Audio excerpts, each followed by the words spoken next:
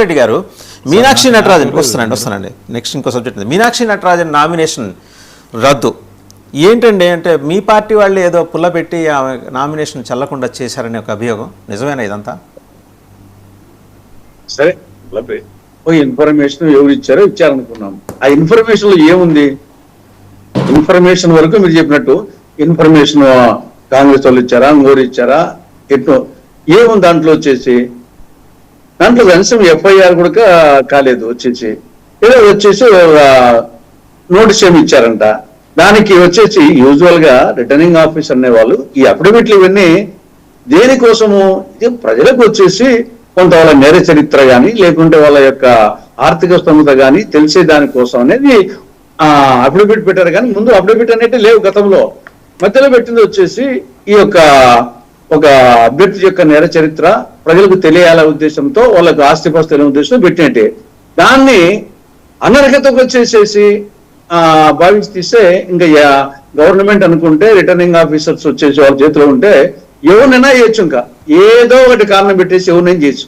ఎవరితో వచ్చేసి ఒకటి పిటిషన్ పెట్టి ఇచ్చేసి చేయొచ్చు. కాబట్టి ఇది వచ్చేసి ఏమాత్రము కరెక్ట్ కాదు. అది అసలు రీజనే కాదు. అది ఆ రీజన్ ఎవరు పంపించారనేది అనుకుంటే అది రీజనే కాదు, అనర్హత వేస్తానికి రీజన్ కాదని నా అభిప్రాయం.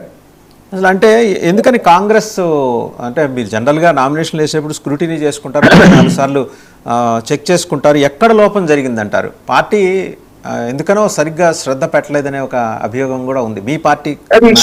అది రీజన్ కాదు కదా. రీజన్ ఏంటంటే పెట్టిందరు, అది రీజన్ కాదు. అది ఇప్పుడు నేనే ఉన్నాను, మీరే ఉన్నారు, మనకి ఏం తెలుస్తాయి కేసులు వచ్చేసి ఎప్పుడో 10-12 సంవత్సరాల కిందట ఒకటి ఏదో ఇప్పుడు ఏమన్నా రికార్డ్ ఏంటుంది, మనకు నోటీసులు అనిపించుండరు, దాన్ని పెట్టాలంటే పెట్టచ్చు.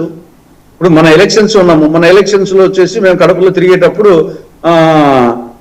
అదేదో వచ్చేసి వాళ్ళు పర్మిషన్ ఇచ్చారు, తిరిగాము, కానీ వాళ్ళు మేము పర్మిషన్ ఆ ప్రాంతంలో వెళ్ళని చెప్పేసి కేసు పెట్టారంట. నాకు తెలియదు, ఇంతవరకు వచ్చేసి పెట్టారని చెప్తున్నారు. దానికి మాకు ఇంతవరకు ఇంటిమేషన్ రాలే. రేపు మేము నామినేషన్ వేసి అనుకోండి, అది కారణం చెప్పేసి తీసేచ్చాను అనుకుంటే, కానీ అది నాకు కూడా తెలియదు, అది ఇంతవరకు నోటీస్ కూడా రాలేదు, కానీ వాళ్ళ దగ్గర ఉంటుంది, అది పెట్టాలంటే పెడతారు. కాబట్టి ఇది ఏమి మీనాక్షి నటరాజన్ విషయంలో కాదు, ఎవరి విషయంలో అయినా సరే ఆ విధంగా ఎన్నికల కమిషన్ రిటర్నింగ్ ఆఫీసర్ ఆ విధంగా పోతే రేపు ఎవరైనా తీసేయచ్చు. అది కరెక్ట్ కాదని అభిప్రాయం. రైట్. రవిచంద్ర రెడ్డి గారు మీ దగ్గరికి వస్తాను. అయితే ఒకసారి ఈ లోపల మధ్యప్రదేశ్ బీజేపీ మంత్రి కైలాష్ ఏం మాట్లాడారో చూద్దాం. ఇన్ఫ్యాక్ట్ ఏంటంటే మధ్యప్రదేశ్ అసెంబ్లీలో బీజేపీకి మొత్తం 164 ఉన్నారండి ఎమ్మెల్యేలు.